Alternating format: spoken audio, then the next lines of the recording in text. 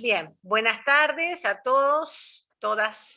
Estamos en el 18º conversatorio de Historia y Religión con el tema Fray José Joaquín Pacheco, trayectoria pastoral de un religioso dominico en una época de transformaciones, Río de la Plata, 1760-1823. Este tema va a estar expuesto por Estela Calvente, licenciada en Historia y diplomada en Historia Argentina y Latinoamericana por la Universidad Nacional de Tucumán, que además es doctoranda en Ciencias Sociales con orientación en Historia por la misma Casa de Estudios. Se desempeña como investigadora en el Instituto de Investigaciones Históricas Profesor Manuel García Soriano de la Universidad del Norte Santo Tomás de Aquino y participa en proyectos de investigación del mismo instituto y del Instituto de Investigaciones Históricas Dr. Ramón León y Pinto de la UNT. Sus líneas investigativas prioritarias son la configuración jurisdiccional eclesiástica y la religiosidad local de la Vicaría Foránea de San Miguel de Tucumán Colonial. Es docente de la Cátedra Problemas del Conocimiento Histórico de la Facultad de Humanidades de la UNSTA y de la Cátedra de Historia de América Colonial de la Facultad de Filosofía y Letras de la UNT. Además, se ha desempeñado como docente en la Cátedra de Historia de América, periodo independiente de la Facultad de Filosofía y Letras de la UNT. Forma parte de la Red de Historia de la Orden de Predicadores en Argentina, es miembro del Consejo Editorial de Itinerantes, Revista de Historia y Religión, y evaluadora externa de artículos de revistas científicas. Autora también de diferentes publicaciones académicas y presenta trabajos en reuniones científicas. Realiza variadas tareas de extensión en relación con entidades oficiales, públicas y privadas, actuando como perito histórico, asesorando en temas históricos, brindando charlas y supervisando transcripciones de fuentes. Así que Estela, te damos la bienvenida a este conversatorio y bueno, podés empezar con tu presentación. Bueno, muchas gracias Silvina y bueno, buenas tardes a todas de nuevo. Gracias por estar. Bueno, voy a ver si puedo presentar un PowerPoint que en realidad, a ver si se ve ahí, o todavía no. A ver. Ahí. Ahí sí parece. Ahí Sí, está. bueno. Sí, en realidad estas placas son para puntualizar algunas fechas, para resaltar alguna frase. No hay imágenes del protagonista de esta historia, lamentablemente, pero sí ha quedado mucha documentación sobre él, esparcida actualmente en diferentes conventos de la orden. Bien. En el simposio de la historia de la Orden Dominica, celebrado el año pasado en San Pedro de Coralao, presenté ya un avance sobre este que considero el rescate de la figura de Fray José Joaquín Pacheco, fundador del convento dominico tucumano y provincial de la Orden de Predicadores. Allí intenté reconstruir el itinerario de vida del fraile y parte de su obra en San Miguel de Tucumán. Transcurrido un año ya he podido sumar algunas otras fuentes que amplían el panorama de esta vida y nuevas lecturas que enriquecen, creo, el análisis de los documentos. Ante la persistente aparición de esta figura del mundo clerical rioplatense en otras investigaciones que llevo adelante, quise saber a través de su persona y con mayor profundidad de qué modo, en un periodo de grandes cambios, algunos de ellos bastante adversos para las órdenes regulares, se gestionaba una corporación religiosa en el Río de la Plata colonial. En este caso, por un lado, el convento dominico de Tucumán, pero también la provincia dominica de San Agustín. Se trata de un prolífico accionar, el de Pacheco, porque gobierna y ejerce la jurisdicción de las corporaciones que le toca encabezar. El trabajo permite además identificar algunas representaciones que sobre la vida consagrada, la religiosidad y la iglesia en general existían en esta parte de los dominios de la monarquía católica entre mediados del siglo XVIII y las primeras décadas de la centuria siguiente. Tras una primera mirada de las fuentes disponibles, lo que veo es un religioso que asume con todo rigor el ideal de juez de una corporación de la República Católica y también el de padre de la casa que era la orden y el convento. imbuido todavía de una piedad barroca que ya estaba en retirada. Documentos sobre él se conservan en los archivos dominicos argentinos. Aquí analizo apenas un conjunto de documentos del archivo de Tucumán, del convento de Santiago del Estero y algunos del archivo Vaticano, además de actas capitulares de la provincia de San Agustín publicadas por Fray Jacinto Carrasco en su ensayo histórico y algunas otras fuentes que están editadas. La documentación es numerosa, sí, pero la mayoría de los casos son documentos oficiales de la orden que testimonian esta prolífica actividad, pero que es necesario cruzar con otro tipo de documentación. A ver. Bien. ¿Por qué traer aquí una biografía, en especial si nunca antes se ha incursionado en el género? En esto hago mía las palabras de Mila Davazan cuando dice que el estudio de una vida permite, como dice Jacques Le Goff, que la historia se convierta en un observatorio privilegiado, pues descubre hechos del pasado que no se descubren con otros géneros históricos. Mi línea investigativa pasa por la configuración territorial de la Vicaría Foránea de San Miguel de Tucumán, donde se desplegaba la iglesia tucumana, entendiendo por iglesia a todos los bautizados, es decir, en una acepción teológica del término. La iglesia tucumana entonces ha sido la protagonista de mis investigaciones, una protagonista colectiva, y me enfoqué siempre en la actuación de las corporaciones que conformaban aquella sociedad tradicional, estamentaria y corporativa. Entre aquellos cuerpos, la orden de predicadores que en su existencia durante el periodo colonial lo tuvo a Fray Pacheco como protagonista, como hacedor, mediador, maestro, etc. De hecho, la mayor parte de las fuentes que analizo corresponden, bueno, a los archivos dominicos, a algunos como el de Tucumán, que han llegado hasta nosotros gracias a la iniciativa de este fraile que se ocupó personalmente de recopilar hasta el último papel que atestiguara la presencia de la orden en este caso tierras tucumanas. Entre 1767 y 1810 Pacheco aparece en un sinnúmero de sucesos, de conflictos, de iniciativas pastorales y de religiosidad en la ciudad de Tucumán y en los otros espacios a partir de 1776 Virreinato del Río de la Plata. Entonces, ¿cómo no centrar la mirada, aunque sea momentáneamente, en esta figura? Era algo inevitable. En uno de los tantos estudios sobre historiografía referida a la Iglesia y al catolicismo en Argentina, Roberto Di Stefano y José Zanca señalan que si bien las investigaciones sobre el clero en sus dos ramas han experimentado notables cambios y progresos importantes en las últimas décadas, tradicionalmente el enfoque que había primado había sido el biográfico, y los eclesiásticos biografiados habían sido casi únicamente los que se habían destacado en la vida pública, en especial durante la década revolucionaria, estando en el bando patriota. Esta apreciación se verifica mucho más en el caso de las órdenes religiosas.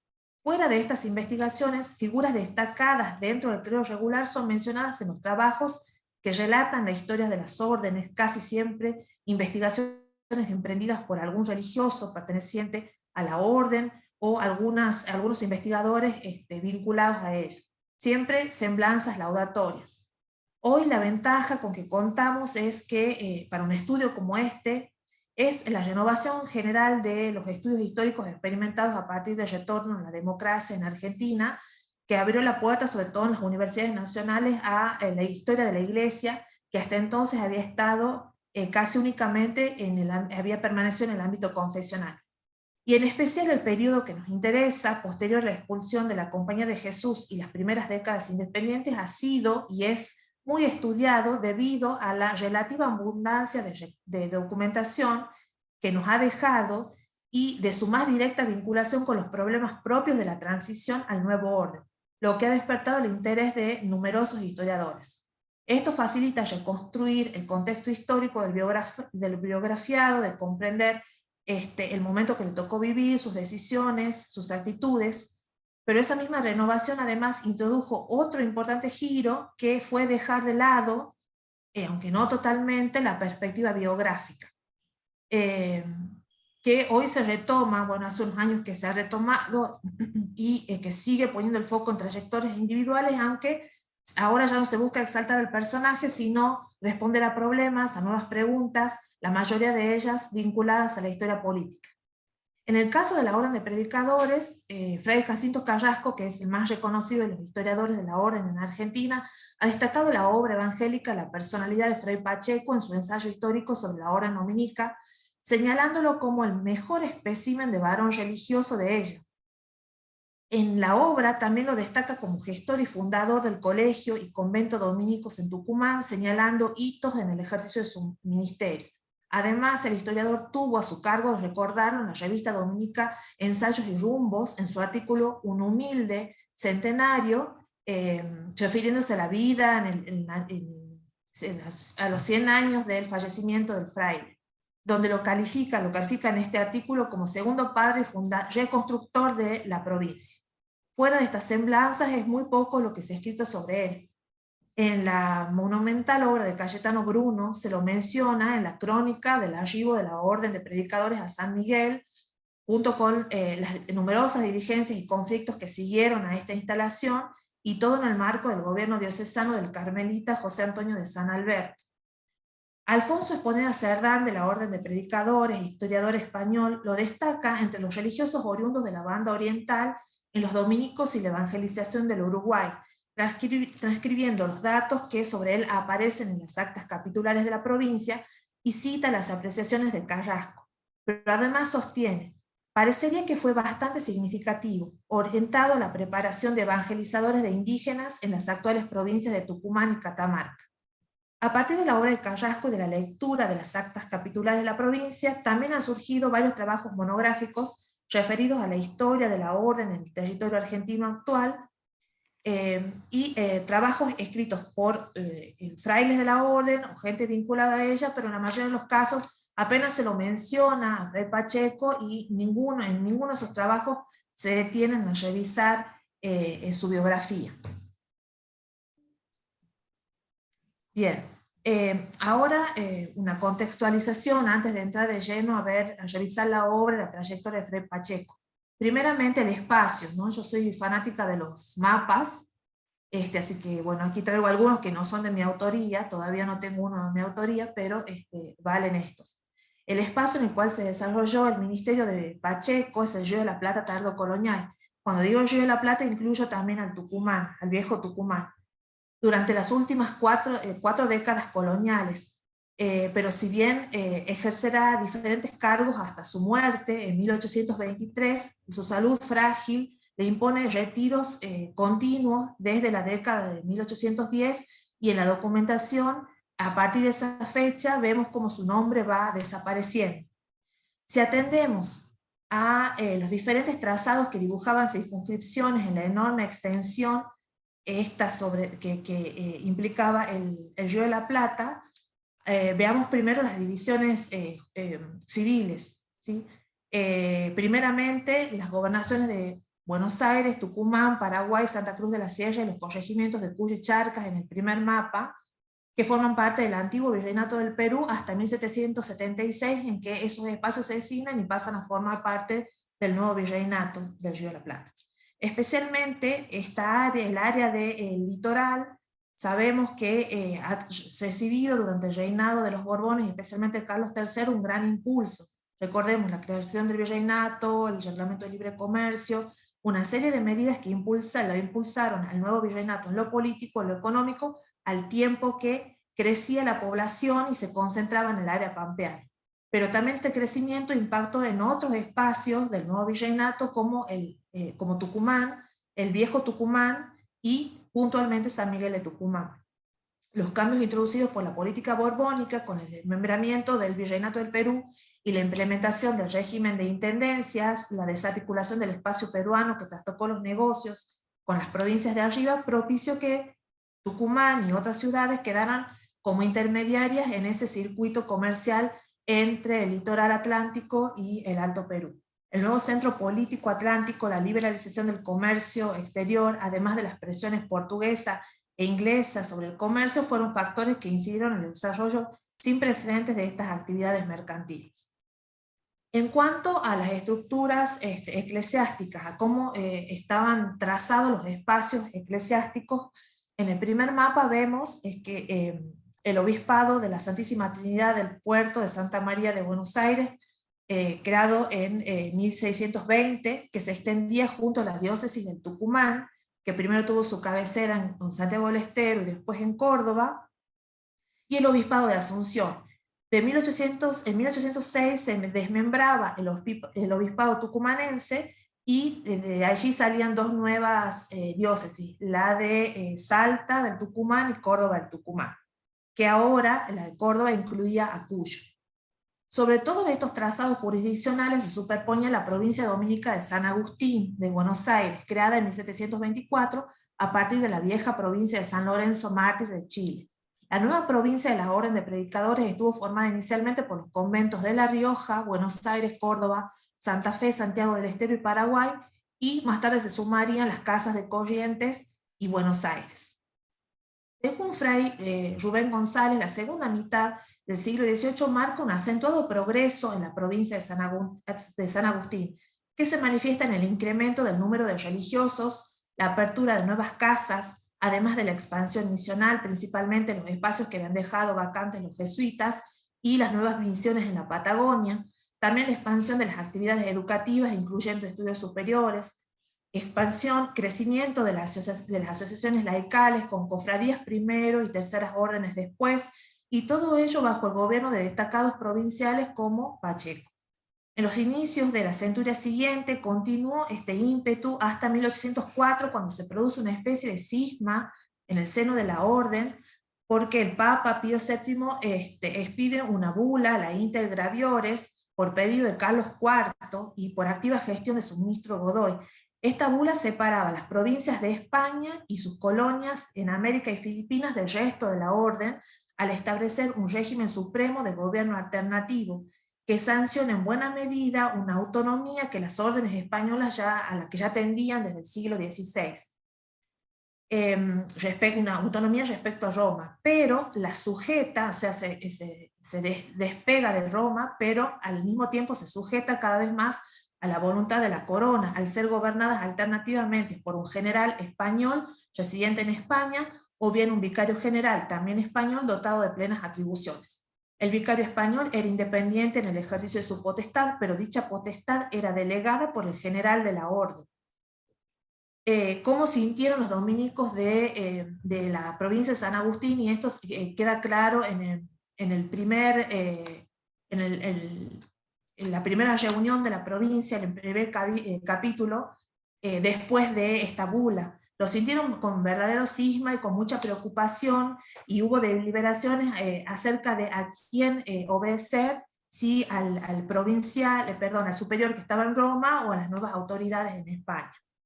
Este ímpetu que señalé es frenado definitivamente por la crisis monárquica, y luego a partir de 1810 con la Revolución, a la que adhirieron muchos dominicos, esta situación supone la incomunicación con las autoridades europeas. Los años de la Revolución se clausuran en 1820, lo sabemos, en que se abre una nueva década no menos convulsionada si tenemos en cuenta las reformas eclesiásticas implementadas en varias provincias. 1823, el año de fallecimiento de Pacheco, de hecho, gobierna Buenos Aires Martín Rodríguez, y junto a su ministro Rivadavia ordenan la supresión de todas las casas regulares, incluidas las de predicadores, y se apropiaban de las posesiones muebles e inmuebles de las casas suprimidas y de sus capitales. Con este contexto muy resumido, intenté reconstruir esta vida, y al intentar hacerlo hay dos baches importantes. El primero son los años iniciales, los primeros años de vida de Fray Joaquín hasta su ingreso a la orden, y el otro bache es el de los últimos años de vida. Bueno, acá punté la cronología de los cargos que ha tenido en la orden. No los he puesto a todos.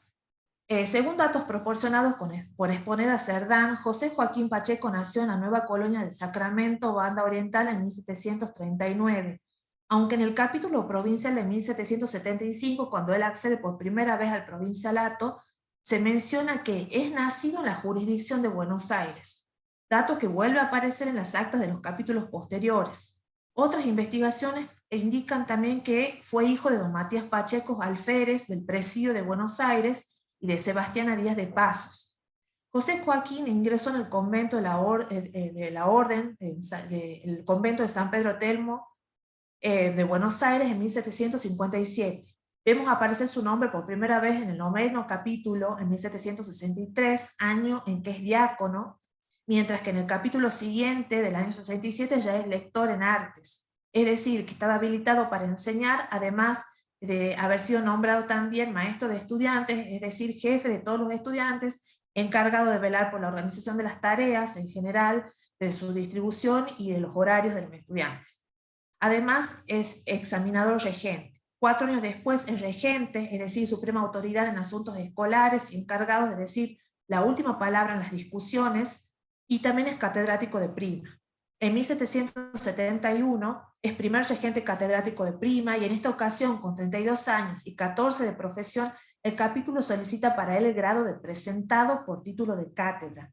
Para entonces había concluido exitosamente sus estudios, y los superiores ponderaban su trayectoria como docente de filosofía y teología, señalando que toda esta enseñanza la desempeñó con diligencia y elogio. Ha sido aprobado de vida y costumbres por los padres de la provincia, y no hay otro mayor en edad o profesión que así haya enseñado en igual número de años. En noviembre de 1775, el capítulo provincial lo designa provincial de la Orden, ejerce este cargo hasta 1779, cuando aparece asignado a Buenos Aires como primer regente. 2 años después funda el Colegio de Misioneros de San José de Lules, y en 1785 el Convento de San Miguel de Tucumán, ejerciendo como rector del Colegio de Misioneros entre 1787 y el 91, y como prior vitalicio. También es nombrado comisario del Santo Oficio en 1795, año en que renuncia al priorato. Entre el 99 y 1803 ejerce nuevamente como provincial. Ese año, concluido el provincialato, es nuevamente designado prior de Tucumán, y en 1807 prior del convento de Córdoba. Ejerce el mismo cargo en Tucumán nuevamente en el año 11, y entre los años 1815 y 1819 en Buenos Aires, donde fallece en 1823. Le tocó vivir un periodo pleno de novedades, las últimas décadas coloniales y las primeras independientes. La segunda mitad del siglo XVIII, cuando transcurren sus años más prolíficos, estuvieron marcados por la política reformista de la Casa de Borbón. En este marco, la situación de las órdenes religiosas se tornó cada vez más crítica. Se trataba de una crisis de reclutamiento de nuevas vocaciones, pero sobre todo de desprestigio de las órdenes religiosas, ya que la corona intentó el desplazamiento o la reformulación del rol de las órdenes en las sociedades tradicionales. Para quienes analizaron la situación del clero regular en este periodo, para algunos historiadores se intentó desplazarlos o restarles espacios en las posesiones americanas. Otras lecturas mucho más renovadas hacen referencia a cambiar el rol que las órdenes habían tenido hasta ese momento en las sociedades de antiguo régimen. La situación de la orden de predicadores abona esta última interpretación, puesto que es la más activa de las religiones, así se llamaban las órdenes regulares, que actuaron en los territorios bajo la dominación española a fines del siglo XVIII, cuando la provincia de San Agustín alcanza su mayor extensión. Ideas adversas al clero no solamente estaban presentes en el pensamiento de los funcionarios reales, sino en buena parte de las sociedades de la época, que tenían un concepto negativo de la vida en los claustros. En la diócesis de Buenos Aires, por ejemplo, se observa que para la década de 1770, las familias otras benefactoras de las órdenes comienzan a escatimar recursos a los conventos, tanto recursos materiales como humanos, y al menos en parte los volcaban al clero regular.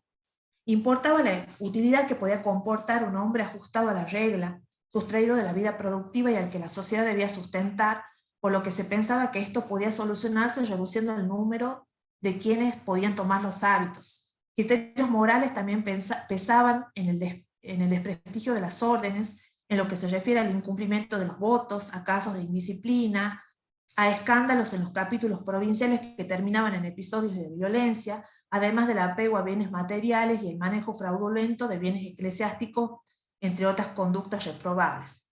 De las páginas de las actas capitulares dominicas se desprenden los recurrentes llamados de atención de los prelados sobre la observancia en los claustros. Y también pesaba, por supuesto, el interés por salvaguardar las propiedades y herencias grabadas por censos redimibles, capellanías y dotes, y que por lo mismo estaban fuera del circuito económico. Los Borbones intentaron fortalecer las estructuras diocesanas. Varios de los obispos de las sedes diocesanas rioplatenses, filiados en las nuevas corrientes de pensamiento, defensores de las prerrogativas reales, apoyaban las iniciativas de la monarquía. Por ello es fácil advertir una tendencia a promover al clero secular y en detrimento del regular, y que a la luz de las nuevas ideas que inspiraban las funciones de la corona eran rémoras medievales y símbolos de atraso. Toda esta política surge con mayor fuerza a partir de la década de 1770 con un documento conocido como el Tomo Regio, documento en el cual se convocaba a concilios provinciales a los que además se les proporcionaba una agenda de trabajo. Además, si bien en otros espacios americanos se dispuso de medidas mucho más ruidosas como la secularización de parroquias en Nueva España, en el Río de la Plata la expulsión de los jesuitas fue una medida impactante y resistida. Pero además hay una serie de otras numerosas disposiciones, mucho más pequeñas, tendientes a reorganizar a las órdenes y modificar su estatus, tratando de subordinar a los regulares a las autoridades diocesanas y transferir recursos al clero secular. Fray José Joaquín fue elegido por primera vez provincial en el capítulo del 9 que se inició el 9 de noviembre de 1775 en la ciudad de Santa Fe, en una elección que fue recibida, dice la fuente, con general aplauso. A este detalle no lo encontramos en ninguna de las otras elecciones del período. Tengamos en cuenta lo disputadas que solían ser estas reuniones de la corporación. Los capítulos eran un acontecimiento en toda la ciudad y la elección del provincial solían incidir intereses de los virreyes, de gobernadores, de oidores y sobre todo de las grandes familias de las ciudades que buscaban asegurar sus privilegios patrocinando a uno u otro candidato. Desde entonces, desde que es elegido provincial en el 75, Fray Joaquín demostró una gran capacidad de gestión de gobierno y sus dotes como conocedor del derecho. Entonces interesa mostrarlo, por un lado, defendiendo los privilegios de su orden, con su activa participación en procesos legales seguidos en el foro diocesano o civil, o siendo titular de jurisdicción, y por otro lado mostrarlo en el gobierno de la congregación en el marco de la política reformista seguida por la monarquía.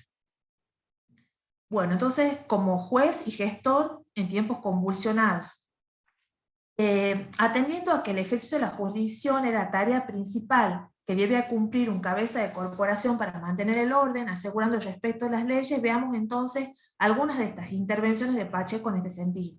Aquella década de cuestionamiento de la vida regular le dieron la ocasión a Pacheco de destacarse en el espacio público. Ejemplo de ello es que apenas elegido provincial de los predicadores tomó parte activa en la defensa de los privilegios y prerrogativas de todas las órdenes religiosas existentes en Buenos Aires, ante la ofensiva de las autoridades coloniales a raíz de un conflicto de etiqueta suscitado en 1774 con el cabildo de aquella ciudad. Efectivamente, el 6 de agosto de 1774 se celebraba en el convento de Santo Domingo de Buenos Aires una fiesta, la fiesta del patrono, y según la costumbre el cabildo de Buenos Aires debía asistir en corporación a la función. Pero la función comenzó antes de que llegara el cuerpo capitular y además el prelado de la comunidad no salió a recibirlo. Por este motivo y porque el mismo cabildo tenía ya quejas acumuladas de las diferentes comunidades que actuaban en la ciudad, es que dirigieron al rey de España una representación contra las órdenes regulares en general con 20 imputaciones. Al año siguiente, el flamante provincial de la orden, Pacheco, y entendiendo que la suya, la orden de los predicadores, era la de más antigua existencia en la jurisdicción, encabezó una defensa del clero regular compareciendo ante el cabildo de la ciudad de Luján en busca de apoyo con un escrito que refutaba uno a uno los cargos vertidos en las 20 imputaciones remitidas al monarca en aquel acuerdo del cabildo porteño. Es una extensa argumentación, como todo lo que escribe Pacheco, que son páginas y páginas, con argumentaciones muy bien fundamentadas. De todo esto, de esta defensa que hace de las órdenes regulares, tomo solamente esta frase. Dice, ya al final, luego de exponer la contraargumentación a lo vertido por el cabildo, dice, bajo el pretexto de invigilar los desórdenes que se observan en los diferentes estados del cuerpo político de aquella república, ha formado un plan de reformas de las religiones, para lo que se ha dirigido a su majestad un informe que consiste en 20 capítulos contra la clausura religiosa de ajustado proceder, según el espíritu de sus respectivos institutos. Pídese la formación de estos puntos a la inspección de comisionados que, lejos de arreglar sus ideas con lo que dicta la equidad y la justicia, han infamado al estado religioso de esta provincia con las más feas calumnias que les pudo dictar la pasión y el resentimiento. Entre sus primeras decisiones, luego de esta defensa bastante sonada, una de las primeras decisiones que también toma, siendo provincial, es la de demoler el hospicio de Corrientes, de la ciudad de Corrientes, que no contaba con la autorización del monarca, y por lo mismo tenía una penalización en la legislación indiana que Pacheco conocía a la perfección. Por eso decide demolerlo. Contravenía la existencia de este edificio las propias constituciones de la orden, además. Por otro lado, sostiene que no era un lugar apto para el fomento de la religión, sino por el contrario propicio para la disipación de la observancia. El propio gobernador de Corrientes había ordenado la demolición, pero ante esta decisión, las autoridades, algunas autoridades coloniales, también algunos miembros de la orden de predicadores y el pueblo de Corrientes, representado por el cabildo, le solicitan al provincial que revea la medida, y bueno, Fray Pacheco da marcha atrás con este asunto y eleva una solicitud al virrey Ceballos, en su calidad de vicepatrono, para que conceda que por 6 años siga en pie hasta que se pudiera construir otro edificio más acorde en un lugar más apropiado, y que mientras durasen esos 6 años de gracia siga gozando de privilegio, de hospicio, con la promesa de posteriormente elevar una confirmación del monarca, elevar un pedido de confirmación del monarca. Por esos años se concreta tal vez el mayor logro de Pacheco que en su prolífica carrera, que es la fundación del colegio y el convento de San Miguel de Tucumán, al que me he referido extensamente el año pasado. Brevemente, la iniciativa había partido del gobernador de Tucumán, Juan Manuel Campero, el que tuvo a su cargo la expulsión de los jesuitas. Él había tomado contacto con los vecinos de Tucumán y con algún fraile de la orden, y da el puntapié inicial solicitando la instalación de los predicadores. Cuando es elegido Pacheco provincial en 1775, él mismo sugiere que lo que se debería hacer es reforzar este pedido al monarca, y se pone al hombro todas las gestiones. Él va a estar exclusivamente a cargo de llevar adelante y a buen puerto este trámite. Entonces todas las gestiones pasan por sus manos.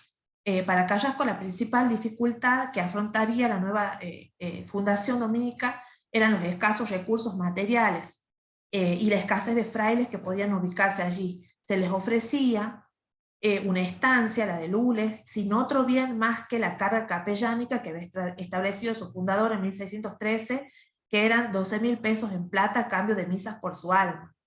Pero como en otras tantas gestiones, Pacheco insistió casi hasta la obsesión, y finalmente consigue primero una aprobación del virrey para que se instalen, y finalmente las reales cédulas que aprueban la nueva fundación de la Orden de Predicadores, en medio del gobierno diocesano de Fray José Antonio de San Alberto, un obispo abiertamente regalista, lo cual llama la atención.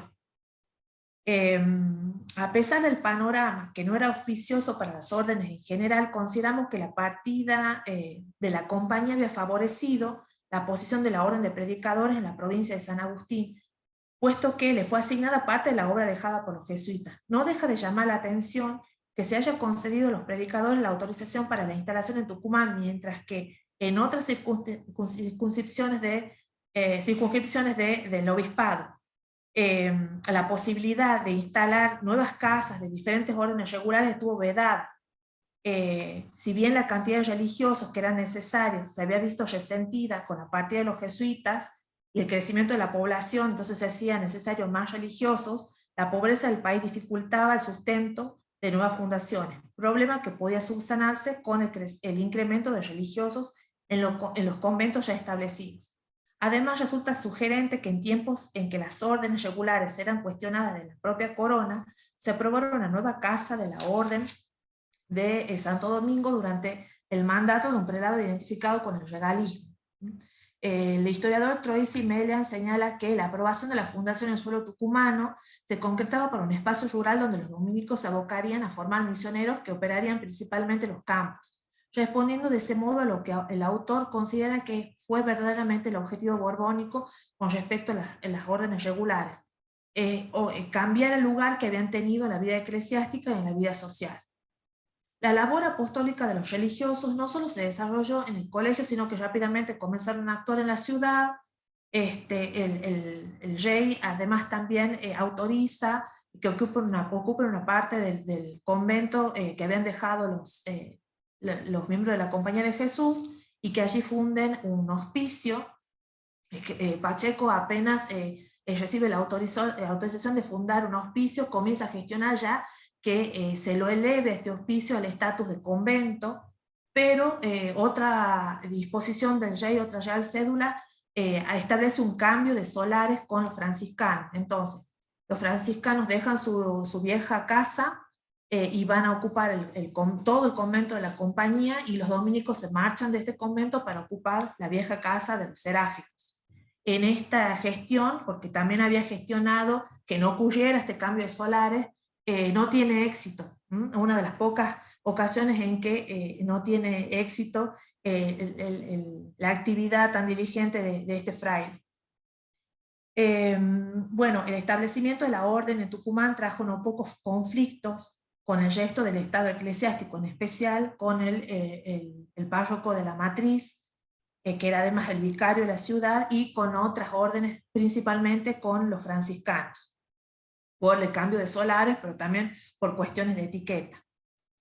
Luego de fundado entonces el Colegio de San José del Monte de Lules, y con el archivo de la ciudad y el convento seráfico transformado en hospicio, comienza a tramitarse el reconocimiento, como dije, del convento, del hospicio como convento de la Orden de Predicadores, lo cual no era un asunto menor, porque implicaba elevar el estatus, que pudieran realizarse en la iglesia, donde por el momento se realizaban solamente algunas funciones, estaba bastante limitada en ese sentido, se pudieran realizar todos los oficios religiosos.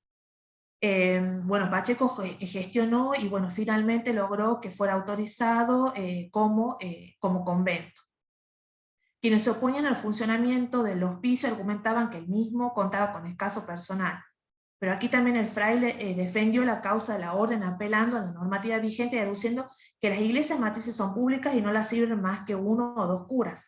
Además, que en el presente caso no se pretende que el hospicio sea establecimiento distinto del convento de Lules, sino un anexo de aquel convento. Y efectivamente, la real cédula que le reconocía el carácter de convento entendía que se trataba de una extensión del colegio de Lules. Entonces así queda zanjado el problema. Como en otras tantas causas que requirieron la defensa de su orden, el prior agotó todas las herramientas legales, presentando testigos, haciendo frente a las más altas dignidades de la jurisdicción. Se trataba de un conflicto de jurisdicciones. En todas estas gestiones acude en reiteradas oportunidades a Salta a entrevistarse con los gobernadores y con el obispo, cuando sobre todo Ángel Mariano Moscoso, obispo del Tucumán, está en esa ciudad, ha estado un buen tiempo allí, aunque también acudió a Córdoba a entrevistarse con el obispo y a la audiencia episcopal. Nuevamente, en 1805, mientras ejercía como prior del convento tucumano, a Pacheco se le encomendó ahora la defensa de los privilegios de todas las órdenes regulares del obispado del Tucumán. ¿Por qué razón? Bueno, en principio lo hizo actuando como vicario provincial de su orden en nombre del provincial Andrés Rodríguez, y lleva adelante a las diferentes instancias de la justicia civil una queja contra los curas de todo el obispado, por la exigencia del pago de 1/3 más de lo que se pagaba para enterrar difuntos en las iglesias de los regulares. En última instancia, y ya en representación de todas las órdenes mendicantes del Tucumán, eleva a la Real Audiencia Pretorial de Buenos Aires el pedido de exhibición de esta carga, que finalmente encuentra eco favorable en los oidores de la audiencia. Por estas fechas, según se desprende de la documentación, además de todas estas gestiones que vengo enumerando, lleva adelante al mismo tiempo tiempo diligencias para el establecimiento de su orden en la ciudad de Salta. Aquí los trámites no tienen un eco favorable. Se presenta en la ciudad de Salta con un escrito respaldado por cédulas reales sobre las fundaciones de Paraguay, Corrientes y otros puntos. Al gobernador del Tucumán le da el visto bueno, se lo pasa este expediente al fiscal, que acepta la decisión con tal que se expida el cabildo de la ciudad. En el cabildo solo uno de los alcaldes está en contra, el vecindario mayormente a favor, pero se les exigía para la instalación que puedan probar un medio de subsistencia. Entonces Pacheco se presenta con una escritura de un predio que había sido donado por una de las familias más encumbradas de Salta, con un pequeño solar. Esta diligencia continúa mientras Pacheco se está dedicando al mismo tiempo a la instalación en Tucumán, a otro pleito por la cofradía del Rosario de Tucumán, etc. Pero el expediente se pierde y reaparece 10 años después, en 1800, cuando el gobernador Medeiros autoriza una instalación provisoria. Pacheco entonces intenta retomar, que tenga éxito este trámite, pero al parecer, debido a su salud tan frágil y también a que tiene otras obligaciones de mayor peso con el provincialato, finalmente no se termina de concretar la instalación en Salta. Según Antonio Anino, el de la monarquía hispánica era un gobierno de jueces y no de leyes. En todas las intervenciones, Pacheco demostró su sólida formación filosófica, teológica y en derecho canónico. Era un hombre de leyes, un juez. Hace gala de estos saberes en extensos escritos. Actúa como juez en todas las instancias en las que interviene. Recordemos además que en los procesos judiciales canónicos los hombres consagrados argumentaban ampliamente lo que no ocurría con los procesos laicos. Prelados como Pacheco, en un clima adverso para los regulares, intentaban frenar disposiciones adversas de obispos y virreyes, intentaban defender los intereses, privilegios y inmunidades y exenciones de las órdenes ante el avance de las autoridades y la oposición del clero secular y de otras órdenes regulares también. 15 años después de la fundación del convento de San Miguel, otro de los hitos de los tiempos de Fray José Joaquín es el establecimiento de la primera cátedra de filosofía y teología, es decir, los primeros estudios superiores que tuvo Tucumán. Mientras fue prior, se preocupó por continuar con el legado jesuítico de la enseñanza de las primeras letras y gramáticas. Y en 1799, cuando es nuevamente elegido provincial, el Cabildo tucumano decide aprovechar esta oportunidad de tener un conocido a la cabeza de la provincia para que se cree una cátedra para los jóvenes varones de la ciudad. Exponía el cabildo que los jóvenes de la ciudad necesitan instrucción, educación, cuando menos en artes liberales, para que, conociendo el bien y el mal, sean útiles a la sociedad y queden capaces para cualquier ejercicio. Además que había serias dificultades para que las familias costeasen los estudios en Córdoba, que era el lugar más cercano, donde estaba la universidad más cercana. Por eso le suplicaban al provincial de Santo Domingo que dispusiera de la creación de las cátedras. Pero eran tiempos de incomunicación con Europa y se necesitaba para una fundación de tal magnitud la autorización de los superiores de la orden. Los capitulares tucumanos entonces le solicitan también al virrey Avilés que autorice, como vicepatrono de la iglesia en el Río de la Plata, que autorice la instalación, la creación de las cátedras. Lo autoriza entonces a Fray José Joaquín, y efectivamente, como lo aclara Rubén González, en su artículo referido a la fundación de las cátedras, la facultad de crearlas era de competencia exclusiva del maestro de la orden o, en su defecto, del vicario general, que por aquellos años no tenían comunicación con esta parte de las colonias españolas. Entonces el provincial debe proceder, autorizado por el virrey, con la inauguración de las cátedras ad referendum, es decir, sometiendo posteriormente a la aprobación de los superiores esta nueva fundación. Finalmente, esta cátedra se inaugura en 1802, un miércoles de ceniza, y Pacheco dilataba el trámite como solía hacer con todo, porque era muy apegado a la letra de las leyes y los procedimientos, pero el Cabildo tucumano, mientras venían gestionando todo esto, ya había reunido a los jóvenes que iban a ser los primeros alumnos, los estaban preparando, y además se publicitaba la apertura de las cátedras en las calles, de modo que en 1802, con la creación de estas cátedras tiene bastante éxito. Y bueno, este es otro de los grandes logros de estos años en que Pacheco estuvo a la cabeza de la provincia de San Agustín. Bien. Ahora, en cuanto a la actuación de Fray Pacheco como padre en la administración de la provincia de San Agustín y el convento tucumano. Siguiendo con lo propuesto por Bartolomé Clavero al repasar la gestión interna de las corporaciones encabezadas por Pacheco, observamos el gobierno de un padre en sentido figurado, el fraile, que rige una comunidad doméstica del modo en que un padre de familia en sentido estricto gobierna una casa.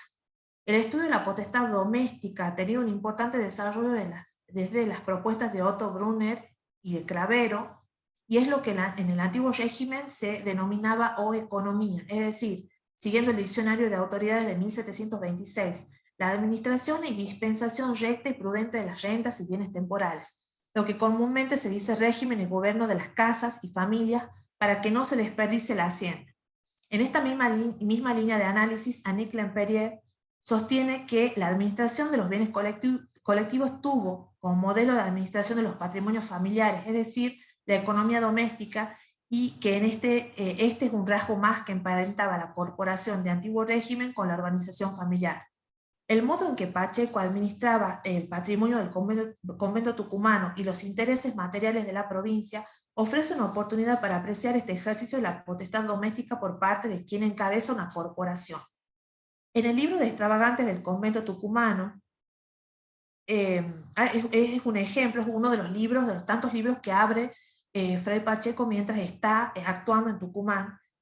El fraile ahí adosó todas las cuentas de la casa. Hallamos adentro un cuaderno de gasto y salida, con erogaciones diarias de la vida común, con las entradas y ganancias obtenidas, por ejemplo, la renta del molino, de la venta del ganado, de la carga de harina, de las hortalizas, y por supuesto las entradas en limosnas, misas y diferentes oficios religiosos. Se preocupa también por detallar el movimiento de la hacienda, de los potreros de la orden, y también tiene un cuaderno de recibos. Estando a la cabeza de la orden, este estilo de administración se hizo extensivo a toda la provincia. Así, en atención a las condiciones materiales de los conventos, ordena, por ejemplo, suprimir ciertos lujos, como el otorgar a los maestros de la orden dinero mensual para comprar hierbas y polvillo. Se procura administrar razonablemente los réditos de los 12.000 pesos en plata de la capellanía de la estancia Lules, y administrar también sus productos y destinar el rédito a la Escuela de Primeras Letras y a dar frecuentes misiones en la campaña, además de celebrar las 180 misas rezadas y cantadas al año que obligaba la carga capellánica. Dispone que en todos los conventos de la provincia se abran libros de protocolos para asentar censos, capellanías, y en 1775 a partir de 1775 que todos los años los priores hagan matrículas de los esclavos. Lleva adelante una minuciosa administración de las hipotecas en favor del convento tucumano, compareciendo ante la justicia para reclamar los beneficios de la misma. Por ejemplo, los dominicos se ven beneficiado mucho de esta práctica que está muy extendida en San Miguel de Tucumán. Y así en 1786 el maestre de campo José Figueroa detalló en su testamento la situación de la estancia La Aguadita, que la tenía hipotecada al convento al Colegio de Misioneros de Lourdes. Fallecido el fundador, Fray José Joaquín se presenta ante la justicia y reclama, que el finado maestre de campo tomó la cantidad de 800 pesos y sus réditos en todos los bienes y como especial hipoteca de dicha estancia. La hacienda estaba ubicada a 3 leguas al norte de la ciudad, con un terreno enorme, con cañaveral de caña dulce, quintas de árboles frutales, regadíos, etc. Como ningún heredero se presentó a reclamar, a cubrir la hipoteca, finalmente integró el patrimonio de la Orden de Predicadores. La subvención de la corona a las misiones atendidas por los dominicos y las otras órdenes tras la expulsión de la compañía generó también encendidas polémicas ventiladas en los capítulos provinciales. Mientras que en 1771 se decidió evitar la violación del voto de pobreza y que ninguno de los doctrineros debía encomendar los fondos recibidos, a ninguno de los doctrineros debían recibir directamente los fondos recibidos de su majestad, que eran 550 pesos, sino que este dinero debía ser percibido y administrado por el superior. Después, una real cédula revocaba esto y ordenaba que se entregue ese estipendio a los doctrineros. Pero en el año 1800, Pacheco zanjó este problema determinando que los bienes de los religiosos que morían como curas o tenientes de cura en las misiones pasaran a la provincia, y posteriormente el rey de España aprueba esta decisión del provincial. Como parte de la administración de la casa, que era la provincia, Pacheco también creó el archivo de la orden en su primer capítulo. Con respecto también a las misiones, aquí hago un corte para avanzar más. Bueno, el extrañamiento de la Compañía de Jesús le dio la oportunidad a los dominicos de ocupar muchos espacios que habían dejado los jesuitas, entre ellos algunas de las misiones de la zona guaraní. Se les encomendaron los pueblos de Yapeyú, San Borja, San Miguel, San Nicolás, Mártires, San Carlos, San Ignacio, Miní, Trinidad, San Cosme, Nuestra Señora de Santa Fe. En este mapa aparecen hacia la izquierda marcadas las diferentes órdenes y qué misión tenían a cargo. Los círculos corresponden a la orden de predicadores. Los primeros misioneros que llegaban a cubrir estos espacios no contaban con los grados requeridos para tal rol, que eran el magisterio, la presentatura y la predicatura. Pacheco solicitó y se le concedió que se permitiera subsanar esta irregularidad por tratarse de fundaciones recientes. Lo solicitó y también aclaró que a la medida que los misioneros se vayan adquiriendo destreza en su oficio y se vayan formando, irían autorizándose los grados que tenían pendientes.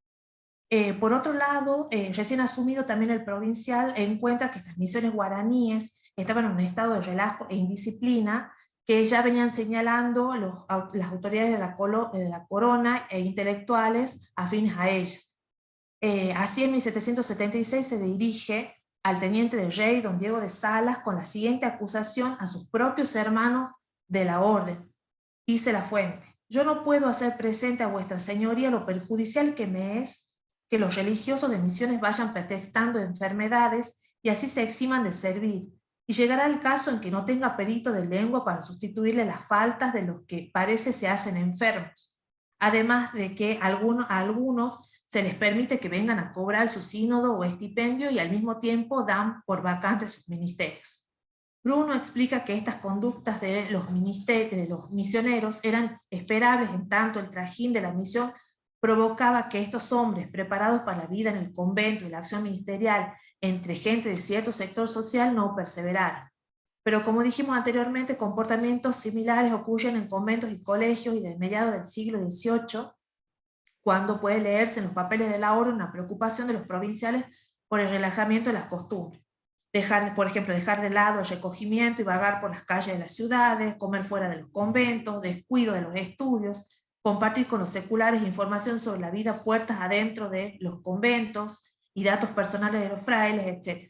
Pacheco se queja de estas conductas en los capítulos provinciales. En sus manos, además, se define la suerte de los religiosos que han cometido faltas leves y graves. Así ocurrió en 1775, cuando uno de los frailes solicitó la habilitación y absolución de sus penas gravoris culpae, las faltas más graves, pues había transcurrido ya mucho tiempo desde que había convicto la culpa, dice la fuente, y ya se la consideraba compensada. Por su iniciativa, en el capítulo del año 99, se insta a los prelados de todos los conventos a guardar y defender los privilegios de la orden, puntualmente los referentes al pedido de limosna y otros asuntos permitidos por nuestras leyes, que podían hacerlo en los distritos de sus casas. siempre que contase religioso con una licencia de su prelado.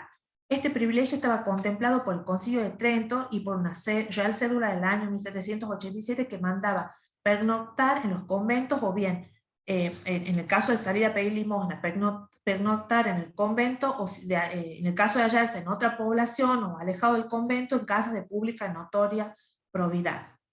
En 1778, estando de visita en Santiago del Estero, expide un auto dirigido a los prelados de los conventos de la orden llamando la atención sobre aquellos frailes que no cumplen con los votos y que, cito, hallando ser medio muy apropiado para contenerlos que olvidados de sus gravísimas obligaciones, atropellan con las divinas leyes y sagradas convicciones el que los prelados seculares tengan facultad para excluir de su convento a los que son... a los que con sus relajadas operaciones escandalizan a los demás hermanos y corrompen con su mal ejemplo el cuerpo y la masa santa de la comunidad. Ante esto el provincial disponía que solo se les otorgara a estos que violaban las disposiciones de la orden y la vida conventual, patente para actuar en el convento de Buenos Aires y no para otros espacios, de modo que se los pudiera sujetar y contener. Y finalmente, el último apartado tiene que ver con las tradiciones dominicas y la religiosidad local, que eran una preocupación también para Fray José Joaquín, y al que le debemos el que haya llegado a nosotros algunas de las advocaciones que todavía se veneran, como la de Nuestra Señora del Rosario, la Milagrosa de San Miguel de Tucumán. Como parte de sus obligaciones, las obligaciones de su gestión, Pacheco atendió a todo lo relativo a la tradición dominica de las prácticas piadosas. Tuvo un inusitado interés y empeño en esta tarea. Una preocupación por las cuestiones de la religiosidad forjada por la orden y por la religiosidad local de las jurisdicciones donde le tocó actuar. En primer término, destacó la férrea defensa de la religiosidad propia de la orden, con la veneración del Santísimo Rosario y de María del Rosario como y privativos de la orden de predicadores. Esto lo podemos ver en el engorroso litigio por el traslado de la cofradía del Santísimo Rosario, que había sido fundada por los jesuitas en San Miguel de Tucumán, y que con la expulsión de la compañía la cofradía pasa a funcionar en la catedral, perdón, en la iglesia matriz. Cuando se instalan los dominicos, Pacheco considera y avalado por toda la tradición de la orden que una cofradía del Rosario debía funcionar en el convento dominico, y entonces entabla un pleito que primero se ventila en la audiencia, primero por supuesto en San Miguel de Tucumán, luego en la audiencia diocesana, y finalmente se termina resolviendo a favor de la orden de predicadores durante la visita de Ángel Mariano Moscoso, el obispo de Tucumán, mientras estuvo en Salta, donde inauguró su gobierno diocesano. En ese pleito que yo trato en un artículo que va a salir próximamente publicado, y que es interesante por lo engorroso y por la argumentación que emplea Fray José Joaquín, apelando a las leyes de Indias, al derecho canónico, a las tradiciones de la orden, documentos que son muy valiosos. También, siguiendo esta línea, atendiendo a la religiosidad local, ejerció el cargo de capellán de esta cofradía una vez que logró traerla para el convento de los predicadores, que era el cargo más importante dentro de la hermandad. Otro de los enfrentamientos que tuvo en estos años tuvo que ver con la preeminencia en las procesiones, es decir, cuestiones de etiquetas por las que se enfrentó con principalmente el cura de la matriz, y también con otras órdenes religiosas, sobre todo con los frailes de San Francisco, con los que tuvo bastantes encontronazos, y también con el cabildo local, siempre por cuestiones de etiquetas, que sabemos que en estas sociedades tradicionales, para estas mentalidades, estas cuestiones que a nosotros nos resultan ínfimas, eran muy importantes. La prelación, el orden de prelación en una procesión, en una misa, los saludos durante los oficios religiosos no eran cuestiones menores. Por su lógica corporativa, su organización y dinámica de funcionamiento, estas cuestiones favorecían los conflictos, y la historiografía viene analizando desde ya hace muchos años estas cuestiones. Pacheco también se preocupó por dejar documentadas las imágenes veneradas en los conventos de la provincia de San Agustín, y así nos ha llegado referencias de cultos locales. Bueno, uno es el de Nuestra Señora del Rosario, el que ya me referí, que conocemos la historia de esta veneración y de sus orígenes, gracias a que él, de puño y letra, dejó documentada la historia que le había contado gente del lugar. Pero también otra tradición que ha quedado a salvo gracias a Pacheco es la del Cristo de la Agonía de La Rioja. La conocemos por noticias, las llama así, recogidas de un testimonio de la beata de la Orden de Predicadores, Francisca Brizuela, y que escribió en Tucumán, y en 1793, acerca de la imagen y de su veneración. Dice la fuente, escrita por Fray José Joaquín: según la tradición que corre en aquella ciudad, en La Rioja, viniendo un religioso de la orden de nuestro Padre Santo Domingo, de una posesión para el convento, oyó que lloraban debajo de la tierra. Reparó bien y vio que no se había engañado. Puso el báculo clavado en el suelo para señal, y fue a la ciudad a hacer testigos y examinar el motivo de un suceso tan extraordinario. Vinieron y cavaron en aquel terreno y hallaron una imagen grande de nuestro Señor Jesucristo clavado en su cruz. En el fondo del suelo encontraron carbón, por todo lo cual se certificaron de que los indios infieles hicieron cavar la tierra para quemar el sagrado simulacro. Y viendo que no se quemaba con el fuego que le habían puesto debajo, como estaba del carbón que encontraron, lo taparon con tierra a fin de que la tierra lo consumiese, y así quedase abolida su memoria. Pretendieron los ministros de otras iglesias llevarlo, pero prefirieron al convento dominicano, porque habiéndolo descubierto milagrosamente un religioso de esta santa religión, era consiguiente que el Señor en esto manifestaba quería ser adorado en ella, sea para su gloria. Bueno, firma Fray José Joaquín Pacheco en 1793. Los últimos años del prior vitalicio en el convento, tucumano, fueron bastante difíciles por su salud. Se traslada en numerosas oportunidades a Córdoba. Según los diagnósticos de los médicos en Córdoba, era el clima húmedo de Tucumán lo que lo enfermaba. Solicita, en Córdoba que se haya revisado por varios facultativos. Y vemos, como decía al principio, que a partir de 1810, si bien continúa teniendo cargos en la orden, su nombre va desapareciendo por lo menos de la documentación que yo manejo. En 1807, el convento y el colegio de Lules aparecen como dos comunidades distintas, dice Carrasco, y comienza a decaer el colegio de Lules, cediendo toda su importancia al convento. El fundador, sigue Carrasco, padre Pacheco, ya no andaba en esto. Achacoso, cargado de años y de méritos, había renunciado a su priorato y rectorado vitalicio, y se había recogido en el viejo convento de Buenos Aires, que allí murió en 1823. Bien, para finalizar, aquí consideramos a la monarquía como una monarquía corporativa, es decir, que el gobierno de los territorios de la monarquía hispánica está en manos de corporaciones, cuerpos colegiados con un juez a la cabeza.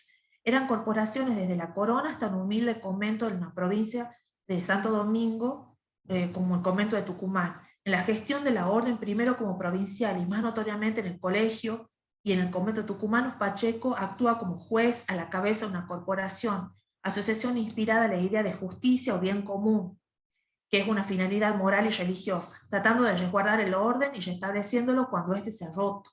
Hacia afuera de la corporación, el federal brega por la defensa de los privilegios e inmunidades adquiridas por su orden, y que en el convulsionado escenario rioplatense post-expulsión de los jesuitas y atravesado por la política regalista de la corona, se ve amenazada, poniendo en riesgo el bien común no solo hacia dentro de la corporación, sino también hacia afuera, en el seno de la iglesia de la provincia dominica. Como juez tiene por primera obligación declarar la justicia. Aquí lo vemos litigando, con amplios conocimientos de leyes, cumpliendo su rol. Se ocupa con el mismo ahínco de las cuestiones domésticas que de las misiones y las prácticas de la religiosidad. Pero también Pacheco actúa como el padre hacia dentro de la casa. La casa era la orden, el colegio, el convento, gestionando el patrimonio colectivo. Carrasco ha resaltado que bajo su dirección la provincia de San Agustín llegó a su máximo de vitalidad y esplendor, y es así, y lo podemos apreciar en la promoción que hizo de los estudios superiores. El mismo historiador asegura que nuestro fraile recorrió toda la provincia de San Agustín varias veces y que los archivos conventuales pueden rastrear el paso, allí en esos archivos se puede rastrear el paso como visitador de la orden. A partir de esta referencia se abre la posibilidad de conocer más sobre él y sobre la orden, recogiendo las dispersas y fragmentadas fuentes que mejorarían la biografía con los datos que proveen aquellos autos resguardados en las distintas casas ubicadas a lo largo y a lo ancho de la provincia. Y cierro con una frase de François Dosset.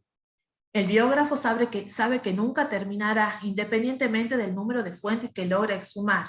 Se le abren nuevas pistas en las que se arriesga a hundirse con cada nuevo paso. Está obligado a la exhaustividad para que su largo trabajo no se hunda, debido a los nuevos testimonios y a los nuevos descubrimientos documentarios. Y, sin embargo, esta totalización es irreal, puesto que no es cuestión de poder agotar el tema, sino solamente de correr el riesgo de un agotamiento de corredor de fondo. Bien, eso es todo. Muchas gracias.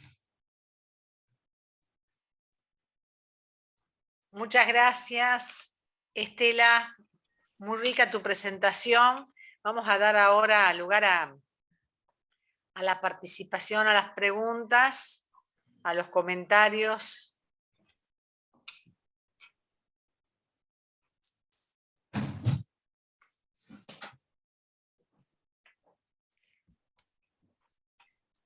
Bueno, no sé, Gabriela, vos que estás en el Sí. periodo.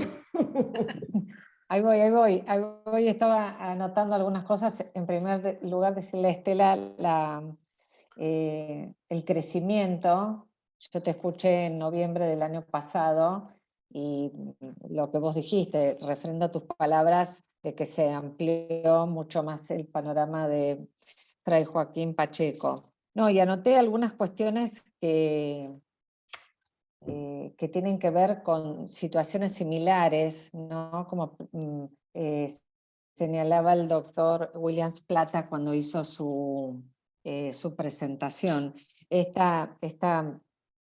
Yo no sé si secuencia, pero del cambio de solares, ¿no? Los dominicos en Bogotá, los dominicos en Buenos Aires, y ahora acabo de aprender que los dominicos en Lules también hacen esto mismo de cambia el solar, del asignado o el dado o el donado, los dominicos cambian, ¿no? Como que hay una secuencia, lo desconocía esto, Estela, no sabía que esto había pasado. Y siempre, otra cuestión que noté también en tu presentación, la presencia, la intersección de los franciscanos, ¿no? Que aparecen los franciscanos en esto. Bueno, acá en Buenos Aires siempre fue esa cuadra de distancia, siempre trajo problemas, históricamente problemas, ¿no? Con los franciscanos. Si estaban a la derecha, si estaban a la izquierda, si estaban del otro lado de la catedral, si estaban de este lado. Y en este sentido me hizo acordar mucho lo que plantea Troisi Melián para su trabajo de los franciscanos en Córdoba. Sí, socios incómodos. Exactamente, viste que él plantea esto cuando se hacen cargo de la universidad y de los jesuitas, y bueno, como ellos tienen que remontar esto y demás. Así que eso me resonó mucho. Vos nombrabas como el Cabildo, yo entendí así, que el Cabildo de Tucumán alentaba la formación de la instalación del convento y la casa de estudios en Tucumán, y esto me hizo acordar mucho un estudio que hace Carmen Castañeda, una investigadora mexicana ya fallecida. Yo te voy a pasar los datos con mayor detenimiento, porque ella hace un estudio sobre las instalaciones de los conventos franciscanos en México. Si yo no estoy confundida, en Puebla y en Ciudad de México, y lo hace viendo los desplazamientos de los jóvenes para ir a estudiar. Y ella plantea esto que vos estás diciendo, ¿no? Las distancias, en este caso ir a estudiar a Córdoba, tiene que decir venir a estudiar a Buenos Aires, bueno, complicaban la situación. Y Carmen Castañeda es un estudio que ya tiene sus años, pero que es interesante para ver en clave de comparación con respecto a, ya te digo, Puebla de Los Ángeles y México. Luego yo te paso los datos con mayor... Y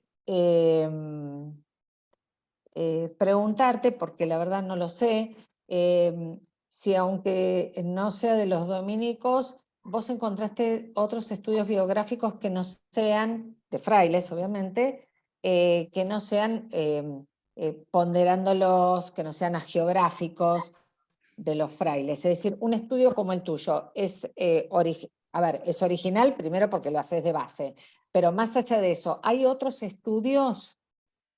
Yo he buscado y la verdad que no he encontrado. Lo último que se escribió sobre Fray de Castañeda, ya en el periodo revolucionario, es lo más nuevo, Sí. pero fuera de eso no. Son ¿Es obras, el de Susana Frías? ¿Es el de órdenes, Susana Frías? no, el de Herrero, no, no de Susana Frías. Fabián Herrero, ¿Álvaro Herrero?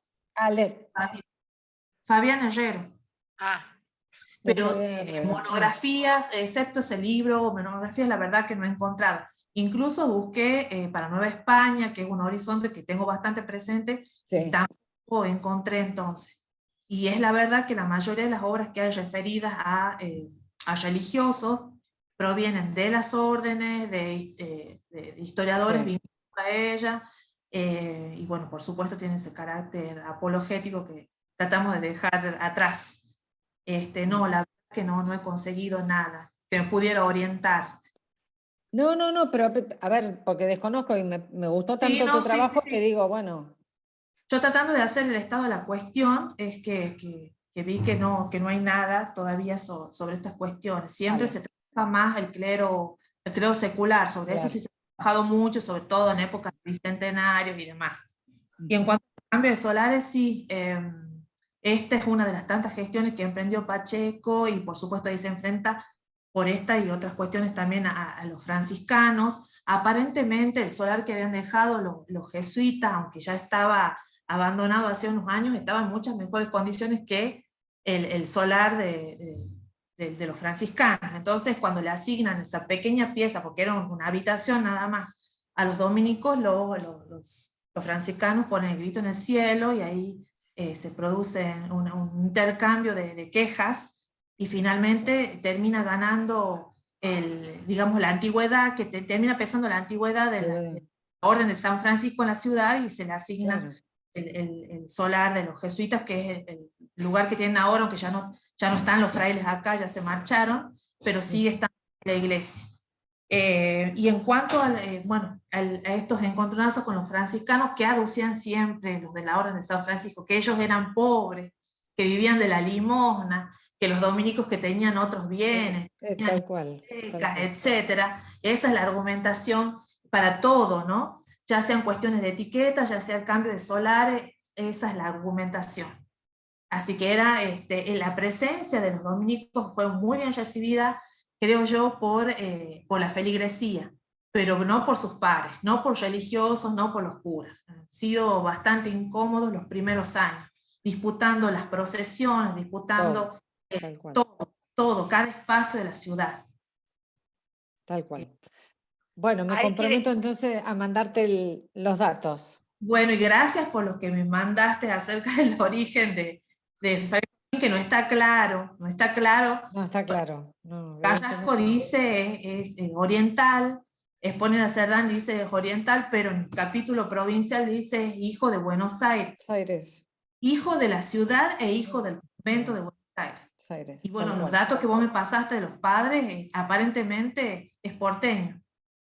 Sí, sí, Sí, es más, acabo de enterarme con vos que hay otros que dicen que es oriental, pero en el acta que yo vi sí, dice eso, así que no claro. sé, ese es el misterio del tiempo.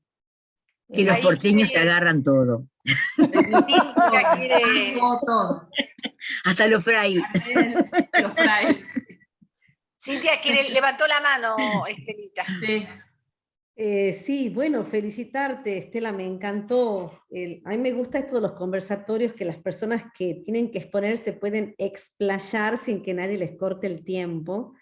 Para mí esto es lo más valioso, porque hablar 20 minutos siempre es un crimen. Entonces, bueno, hablar 45 es como podés realmente desarrollar la idea y intentar, bueno, exponer algo de las horas y de los años de investigación, ¿no? Me ha gustado muchísimo esto de enfocar esta trayectoria individual y a la vez creo que has logrado hacer una fotografía de esta bisagra en el siglo XVIII y XIX, introducirnos en muchas cuestiones fundamentales del antiguo régimen, bueno, que para los que hacemos más 19 y 20 siempre nos sentimos visitantes de ese paisaje, ¿no? Pero me ha parecido que ha sido muy didáctica en el modo de ayudarnos a comprender cómo eran las lógicas del antiguo régimen, desde las cuestiones de etiqueta a las cuestiones jurídicas, de ejercicio de ser padre y juez para un fraile provincial, ¿no? Me encantó lo que has dicho del libro de Extravagantes, que para mí fue siempre un misterio ese libro. Me acuerdo que Siempre se acuerda del libro de Extravagantes, sí. Es que sí, hay un poco de todo. Lo veíamos hay un poco de todo. Lo único que era lleno de Gamexán cuando Silvina intentaba escañarlo. Y yo, ¿sabés qué pensaba en mi ignorancia? ¿Será que es un libro que cuenta la vida de algunos frailes extravagantes? Ojalá. Que se portaron mal y que por eso los han puesto ahí. No, eran bastante discretos los padres, ¿sí? Los acusaban, los retaban, pero no exponían cuál era el motivo del reto, de la pena. No, hay un poco de todo, hay cuentas, hay alguna carta de alguna feligresa que le pide que por favor le diga al marido que regrese rápido a atender sus asuntos en Tucumán. Hay también copias de una real cédula destinada a los conventos regulares. ¿Qué más hay? Ahí están también los certificados expedidos a los misioneros que salían en misión desde Lules por todo el campo, en lo que hoy sería el sur de San Miguel de Tucumán, y que se extendían esas misiones hasta la circunscripción de Santiago del Estero por el este y Catamarca por el oeste. O sea que es un amplio espacio, y bueno, lo que hacía Pacheco es expedir a cada uno de estos misioneros un certificado, y también daba cuenta de cómo había sido el desempeño de cada uno de ellos. Es que era muy minucioso en todo, así que bueno, eso también es otra fuente muy importante también para determinar, por ejemplo, en mi caso, que estudio el despliegue de la iglesia en lo territorial, determinar por qué espacios se movían, qué curita andaba en tal o cual lugar, o sea que es una fuente increíble. Eso me ha parecido que vos podés a futuro reconstruir muchísimo de por dónde deambulaban, sí. por dónde deambulaban los frailes. Yo me acordaba del libro de Mañe Barral, ¿no? De Sotanas de la Pampa, que intenta ella reconstruir la vida de estos curas en la campaña bonaerense, y se me ocurre que ahí tenés una fuente impresionante para reconstruir las misiones, quiénes andaban, qué hacían. Y me ha parecido genial también cómo nos has permitido reconstruir todos estos aspectos de la religiosidad local, ¿no? Tanto a lo que es la vida en la organización de los conventos, como a las devociones, ¿no? Las imágenes que se conservan. Esa beata que yo la verdad que no sabía que existía, la quiero rastrear. Cuando la nombraba pensaba en vos. Sí, una beata dominica, me pareció genial. Sí. La Brizuela. Es parienta de Sofía, además.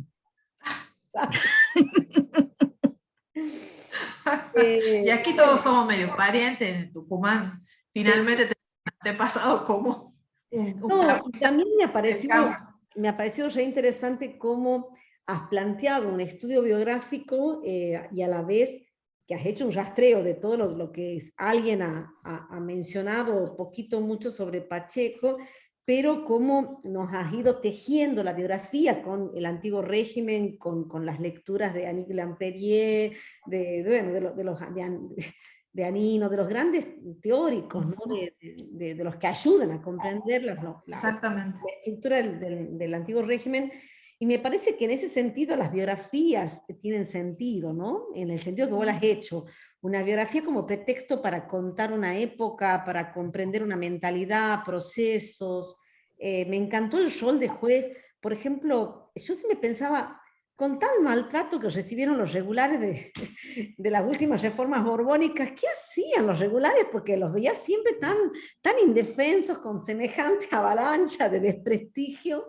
Y bueno, me encantó ver la figura de este juez y padre que defiende, que argumenta, que lucha, que consigue cédulas reales, que funda conventos, que tiene un molino, que vende ganado, con todo, ¿no? Así que me encantó. Muchísimas Sí, gracias. y cada vez que le llama la atención a sus hermanos por su mala conducta, les recuerda, recuerden que estamos en los dominios de su majestad católica. Es que, en vista de la aluvión de críticas y las medidas que va tomando la corona, les daba a entender, miren que si queremos seguir acá nos tenemos que portar bien, que el que manda es el rey, y que el obispo también está asociado al rey. Claro. Continuamente les está recordando eso, nos tenemos que portar bien porque nos están viendo, nos están controlando y queremos seguir acá. Eso también lo veo, no lo he dejado pasar, pero aparece continuamente en las fuentes, sobre todo en las actas capitulares. Ahí Susana quiere hacer una pregunta, ¿no? Susana, tenés la mano levantada. Sí, pero es muy, es breve. Bueno, muchísimas gracias, Estela. La verdad es que para mí es todo nuevo, aprendo mucho. Montevideo terminó de ser fundada en 1730, entonces la historia, toda la historia colonial es corta y tardía en esta región. Una pregunta concreta que me estuvo dando vueltas es ¿qué formación y dónde es que se formó qué niveles de estudios de filosofía y teología tenían estos frailes en esta época? Si eso es posible de reconstruir. Y en segundo lugar, y esto es un comentario más bien, y me parece que es más para Gabriela, porque acaba de salir este libro que se llama Los curas del pintado, 1791-1809. Su autor es Gabriel González Merlano. Gabriel González Merlano es sacerdote, es doctor en Derecho Canónico y es historiador amateur. Lo hace bien, pero no tiene formación de historiador. Y de hecho, bueno, participa en nuestro seminario de Historia y Religión. Luciana, que la veo ahí, lo conoce. El pintado en la banda oriental era un arroyo, y ahí al lado del pintado se construyó una capilla, que se conoce como la Capilla del Pintado, en una estancia, en la estancia que tenían los jesuitas de Montevideo. Los jesuitas llegaron en 1742 y a partir de 1745 están instalados ahí eso es el actual departamento de Florida. Toda esta historia para los uruguayos, orientales y uruguayos, tiene como mucho sentido y hasta una cierta carga de identidad. Lo voy a hacer breve, pero los jesuitas están ahí hasta desde el 45 y los expulsan en el 67.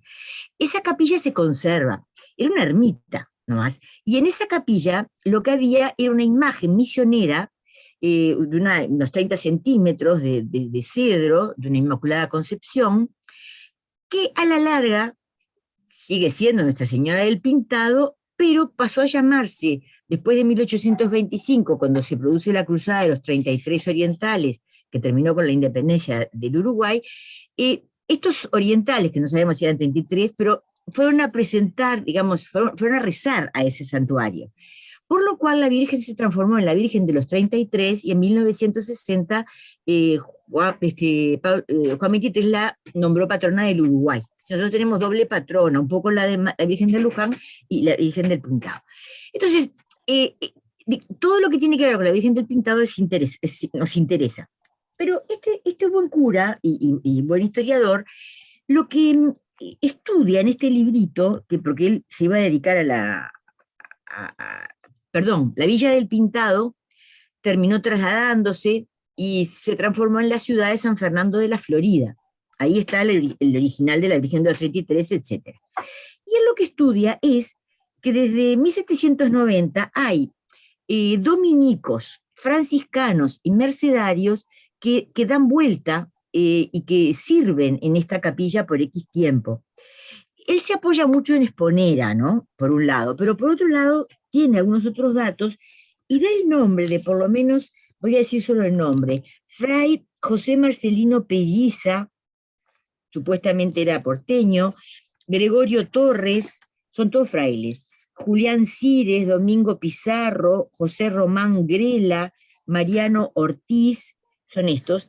Te voy a mandar todos los nombres, voy a fotografiar estas páginas, te las voy a mandar, porque eso también me hizo acordar a lo que decía Cintia, porque en el fondo estos curas, estos dominicos, eran como misioneros que daban vueltas por la banda oriental, porque cuando uno lee, yo me fui a leer lo de los dominicos, ¿no? Estaban 2 meses, 3 meses, no le quiero quitar valor al trabajo, pero yo lo tomo como un poco relativo, porque no es una presencia dominicana, ni franciscana, ni mercedaria demasiado firme, pero es un dato interesante, ¿no? Y digamos, lo que de alguna manera relaciono con mucha humildad con la historia de Estela es que en el mismo momento en que se están fundando, ¿no es cierto?, el convento en Tucumán, hay como misiones dominicas en esta banda que tenía otras características y otra historia. Y lo último nomás que me hizo mucha gracia, pero no deja de ofender mi corazón de sesentona, es que al pobre cura este tenía 40 años y ya estaba viejo y achacoso.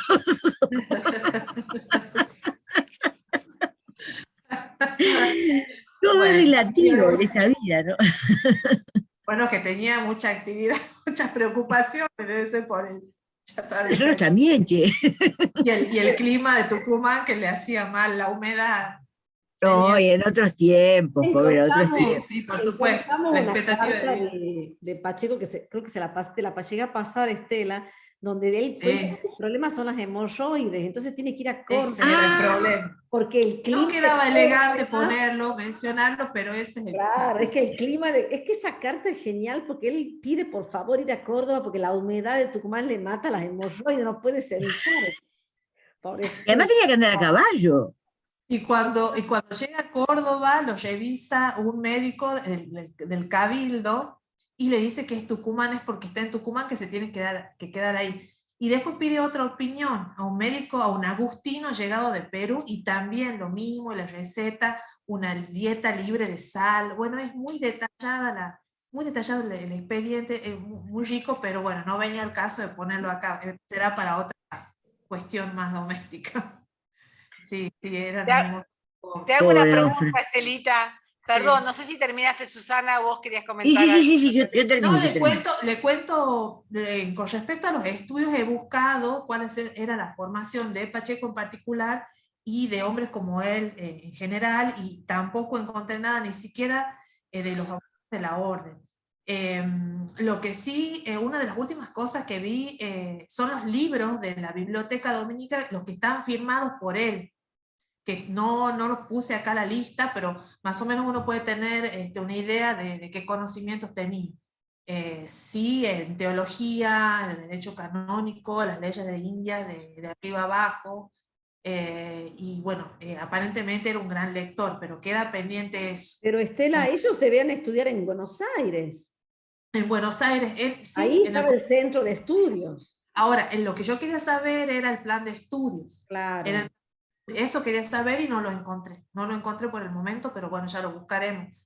Habrá que ir a ver el archivo. A Fray Pablo, Fray Juan Pablo, o alguien que pueda hacer conexión con el convento en Buenos Aires, te puede buscar el plan de estudios. El plan de estudios. Hace un mes que estoy esperando una respuesta, a ver si me dejan volver a entrar, así que no sé, pero Estela, ahí, con respecto a lo del plan de estudio que pregunta Susana, a ver, el plan de estudios como está, yo no lo vi en Buenos Aires, que es donde se forma Pacheco, pero sí lo que aparece, a ver, es el examen que rindió en gramática, el examen que rindió en latín, el examen que rindió en oratoria. De ahí se reconstruiría un plan de estudios. Dentro de los que hay, no hay ni en los extravagantes, están los papeles del examen de los estudios. No hay un libro de estudios donde esté detallado, sino dice, bueno, Fray Joaquín Pacheco rindió oratoria 1. Sí, eso sí, eso sí aparece. Bien, bueno, gracias, Gaby. Sí, Muchas Una gracias. pregunta. Cuando vos hablabas el tema de las propiedades, ¿no? En esto de reconstruir un poco el tema también de Lules, ¿hay algunos otros potreros, algunos otros lugares que vos tengas mención en la época de Pacheco? Mencionaste la Guadita, porque digo, el más conocido y como el que centraliza todo es Lules, ¿no? Tienen pequeñas propiedades. Yo creo que la de la Guadita es una de las más importantes, pero en las jornadas que vivimos acá de la diócesis he presentado un panorama de las propiedades del clero, de las dos ramas, e hice mención a algunas propiedades que no recuerdo ahora puntualmente de los dominicos y cómo accedían a ellas. Pero sí están, también gracias a Pacheco, los papeles de las propiedades se han guardado y que yo proponía en esa exposición que alguien se ocupe de estudiar eso, que tiene una fuente maravillosa, mucha documentación sobre diferentes propiedades, potreros, estancias, estanzuelas, suerte de estancia, etc. Es un hermoso Buenísimo. al que yo no me puedo dedicar. Claro, Me como que comen- Lules, viste, es lo más grande y además como lo que Sí. queda más registrado, el tema del colegio, de la hacienda, ¿Y dónde, pero Sí, bueno, sí, hay hay otras otras. propiedades. dónde Sí, tenían hay el otras propiedades. molino? ¿Dónde tenían el Sí. molino? El molino en Lules. Ah. Claro, había Espera, sido... disculpa, una aclaración. Sí. Cuando ellos se hacen cargo de Lules, Lules llegaba hasta más arriba del potrero de las tablas. Ellos después van vendiendo esas propiedades para la construcción de la iglesia, pero la propiedad no terminaba solo ahí en la estancia de Lules, o sea, abarcaba mucho más, que eso se lo ven las temporalidades, que hace un trabajo Betty Robledo Betty, sobre eso. sí. Y con respecto a los estudios que comento, volviendo atrás al tema, si no me equivoco, es el padre Grela el que hace un nuevo plan de estudios para el estudio de la orden en Buenos Aires, porque eso lo he visto, o sea, que él hace un nuevo estudio porque usaban los antiguos planes, pongámosle así, pero es el padre Grela el que cambia todo el tema de Padre estudio, que Grela, ¿de después qué se lo época? retoma a mediados del siglo XIX, al cambio. Medio del 19. Ajá, Sí. bien. Sí, y otra Sí, duda que me para ver. quedó, Sí, decime. que vos decías de los Perdón. franciscanos que siempre están peleando por el solar, si ellos estaban hace tanto tiempo en Tucumán, solamente habían logrado construir esa posilga que era el hospicio. Justamente porque vivían de la caridad. Bueno, pero para dormir los panchos Algo que usan como más caballito de batalla organizado. para ganar todas las disputas. Los Aparentemente, tucumanos ponían poco.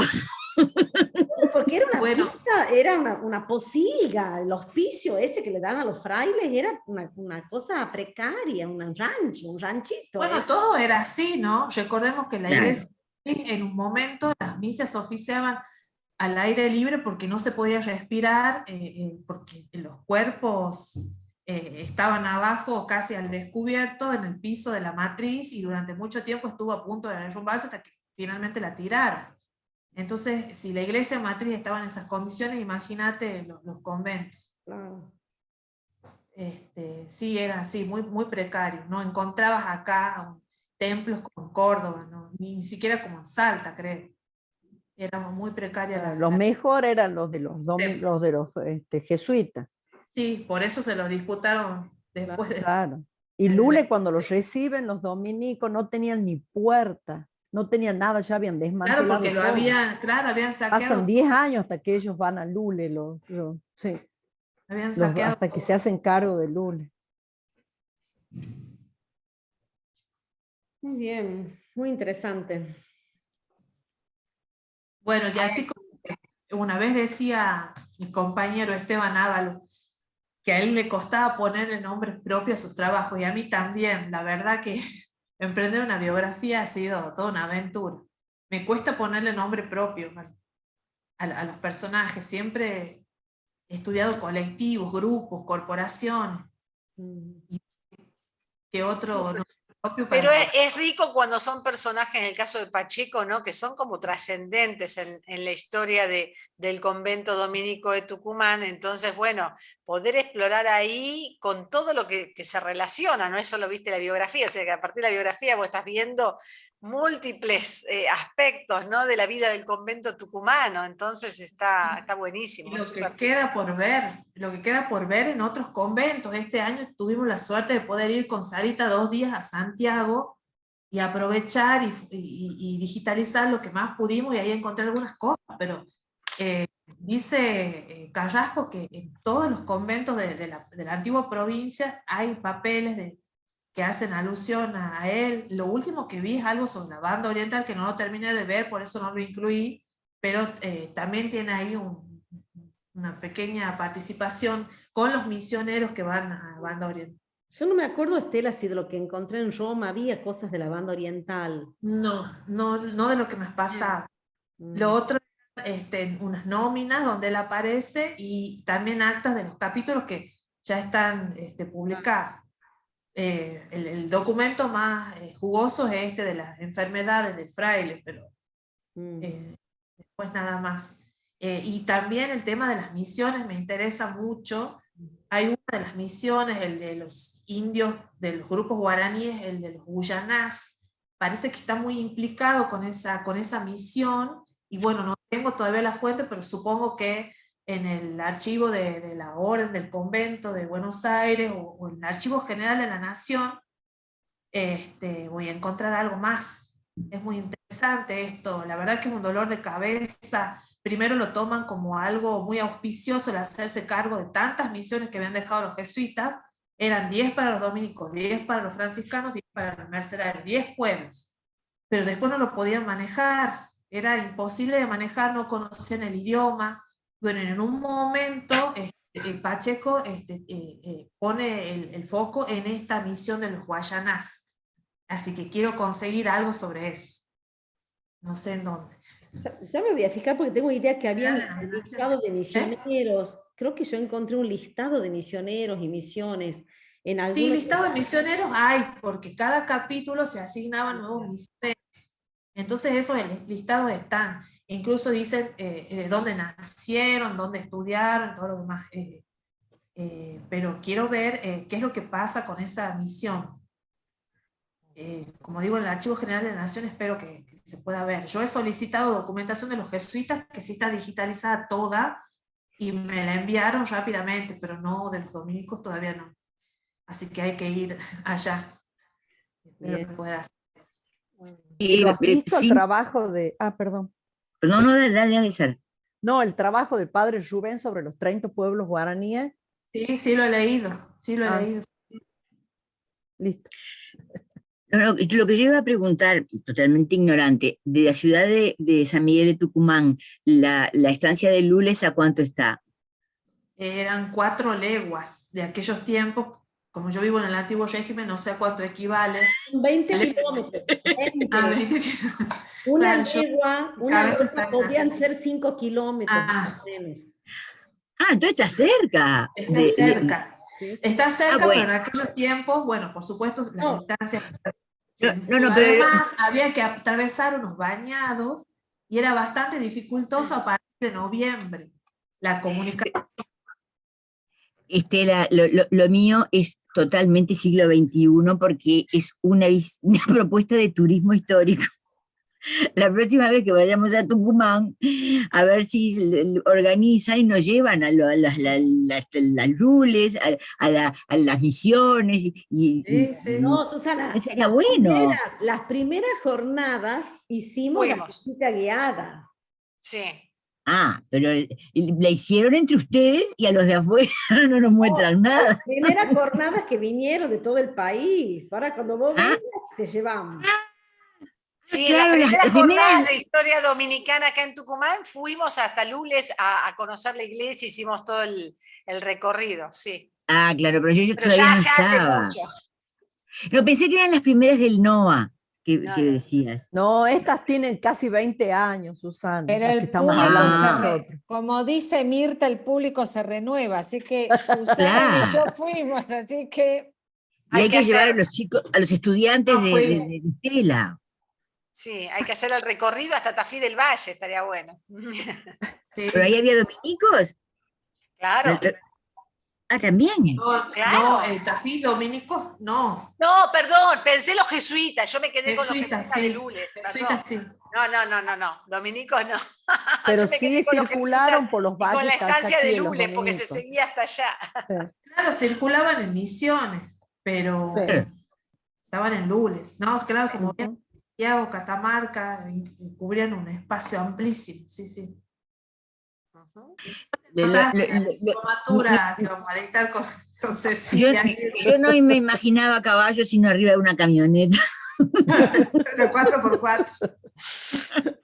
Estela, ¿sabés cuál es la lista que yo encontré, que yo pensé que te la había mandado? Es una lista de méritos de los frailes de ese periodo.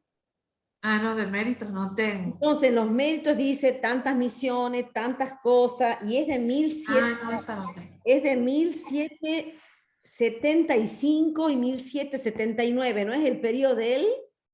75 cuando accede al provincialato por primera vez, ¿sí? Entonces, él elabora la lista de méritos.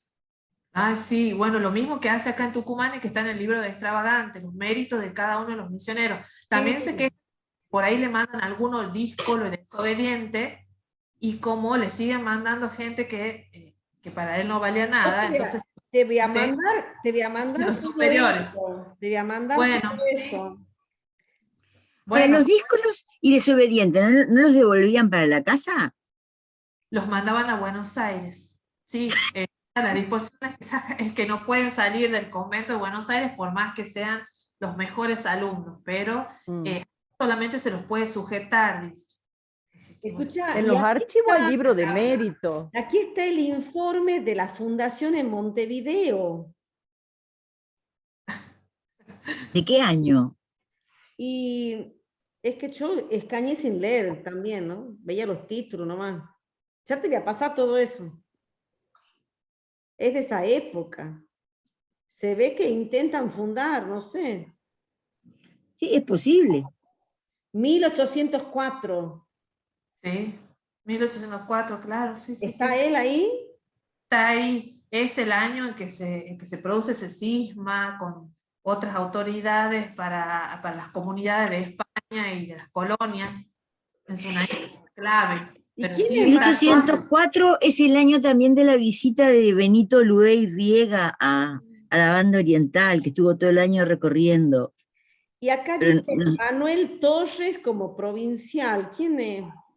Ah, sí, sí, sí, sí, lo ubico. Él, Claro. él informa lo de Montevideo. Pero están todas las listas de méritos, los capitulares, todo el periodo de él. Eso yo no sabía que era él, ahora te lo paso. Ajá, bueno, por favor. Y después Sí, sobre de Luis llega en un libro, ¿no? 1995, sobre el convento de Sobre Lula, los informes, yo te lo pasé a esos informes sobre Lula. Eso sí, de Lules sí. Del estado del colegio. Sí, sí, sí. Bueno. Bueno, no sé si hay algún aporte más, si no ya más o menos viendo la hora, vamos cortando. Te agradecemos, Estela, tu aporte. La verdad que es riquísimo todo lo que has compartido con nosotros. Esperamos nuevos avances, porque en cada encuentro dominicano nos aportás un montón sobre esta etapa colonial, para algunos tan lejana, ¿no? Los que nos dedicamos al siglo XIX y XX, así que por mi parte muchas gracias, Estela, y bueno, no sé si alguien más quiere decir algo para poder cerrar.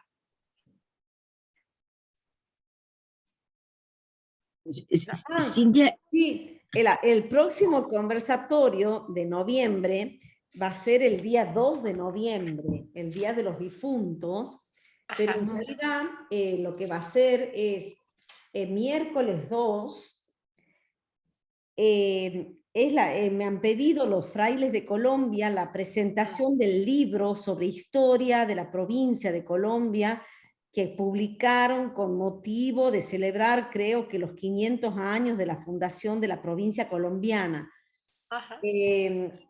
son 2 tomos que se llama El resurgimiento a partir de las cenizas, que es desde 1861 a 1965, abarcan 2 periodos, 19 y 20, y está escrito por 3 frailes, y 2 de los investigadores que conocíamos ya porque estuvieron en la organización del Congreso de Bogotá. Los frailes son Juan Correa y Giras, que es el que ya conocemos, que está estudiando en París, Juan Carlos Alzate y Fabián Leonardo Silva, que es este historiador que trabaja en la facultad, y Andrés Escobar. Son 2 laicos que trabajan en el Instituto Histórico de Bogotá, y los 2 frailes serían Juan Francisco Correa Higuera y Juan Carlos Alzate. Lo interesante es que son frailes los que se propusieron escribir sobre su propia provincia, son historiadores los 2, y es como una lectura interpretativa de 100 años de proceso. Así que están invitados a todos para ese día, miércoles. ¿A qué hora es? Es una buena pregunta. Es el miércoles a las 19 horas. Pero 19 horas de Colombia. no sé bien, ya voy a averiguar. No sé si es 19 de Colombia o 19 mías, pero ya les confirmo. Y ese sería el último espacio de conversación, la presentación del libro. Bien, miércoles 2. Sí. Bien, para agendar. Muy bien. Bueno, entonces nos vamos despidiendo hasta el próximo Muchas gracias. conversatorio. Muchas gracias, Estela. Muchas Y nos gracias, vemos Estela. a todos. Muchas gracias. Que Ay, estén muy Luciana, bien. recién prende la cámara, Luciana, que nos acompaña desde Vic, España.